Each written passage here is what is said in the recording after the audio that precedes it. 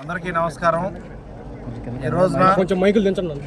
మా నాయకుడు చంద్రబాబు నాయుడు గారు మన ప్రభుత్వం దివ్యాంగులకి ఉచిత బస్సు ప్రయాణం ఈ రోజున మొదలు పెట్టడం జరిగింది. ఉగాది సందర్భంగా ఒకరోజు ముందుగానే వారికి ఉగాది కానుకగా దివ్యాంగులకి ఈ బస్సు ప్రయాణం ఫ్రీ ఇవ్వడం జరిగింది. గతంలో స్త్రీశక్తి పేరుతో స్త్రీలకి ప్రయాణం ఎక్కడికి వెళ్ళినా కూడా బస్సు ఉచితంగా ప్రయాణం ఫ్రీ ఇవ్వడం జరిగింది. దానివల్ల ఎన్నో పుణ్యక్షేత్రాలకు వెళ్ళటానికి కానీ అట్లానే వారి యొక్క పుట్టిళ్ళకి వెళ్ళటానికి కానీ అది ఉపయోగపడింది. అట్లనే ఇప్పుడు దివ్యాంగులకు దివ్యాంగ శక్తి అనే పథకం ద్వారా దివ్యాంగులకు కూడా ఎక్కడికన్నా వెళ్ళాలంటే గతంలో వాళ్ళు ఆటోల్లో వెళ్ళే పరిస్థితి, బస్సులు ఎక్కలేక ఆటోల్లో పెద్ద ఎత్తున అమౌంట్లు ఖర్చు పెట్టాల్సిన పరిస్థితి ఉండేది. ఆ ఇబ్బంది లేకుండా ఇప్పుడు బస్సు ప్రయాణం ఫ్రీగా ఇచ్చేటట్టు, అంతేకాకుండా ఎవరన్నా మానసిక వికలాంగులు ఉంటే వారికి అసిస్టెంట్స్ కూడా ఉండే విధంగా వారికి 50% ఫ్రీ ఇచ్చే విధంగా కూడా మా ప్రభుత్వం రూపొందించడం జరిగింది. ఇంకొంతమంది ఇప్పుడే మా దృష్టికి తీసుకొచ్చారు.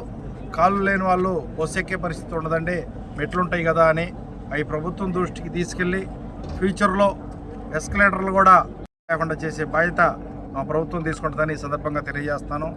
అట్లనే వాళ్ళకి ఈ అమరావతిలో బస్సు ప్రయాణంతో పాటు వారితో కూడా కలిసి ఈ ధ్యానబుద్ధ కేంద్రంలో ఈ బుద్ధుడి సమక్షంలో వారితో దివ్యాంగులందరితో కలిసి నేను కలెక్టర్ గారు కూడా కలిసి భోజనం చేయడం జరిగింది. వాళ్ళందరూ కూడా చాలా సంతోషంగా ఆనందం వ్యక్తం చేశారు. ఇంతకుముందే భోజనం చేస్తూ నా పక్కన మహిళ కూర్చొని ఉన్నారు.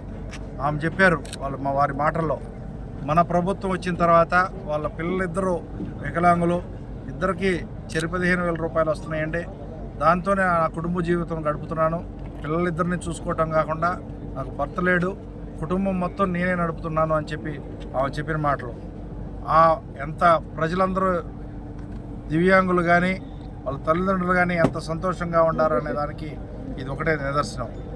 అందువల్ల మన నాయకుడు చంద్రబాబు నాయుడు గారిని మరో 2-3 సార్లు గెలిపిస్తే కానీ, సుస్థిర ప్రభుత్వం ఉంటే కానీ ఈ పథకాలన్నీ కంటిన్యూ అయ్యే పరిస్థితి లేదు. అందువల్ల ప్రజలందరూ కూడా ఇది కూడా గుర్తుపెట్టుకోవాల్సిన అవసరం ఉందని ఈ సందర్భంగా నేను తెలియజేస్తాను. Thank you.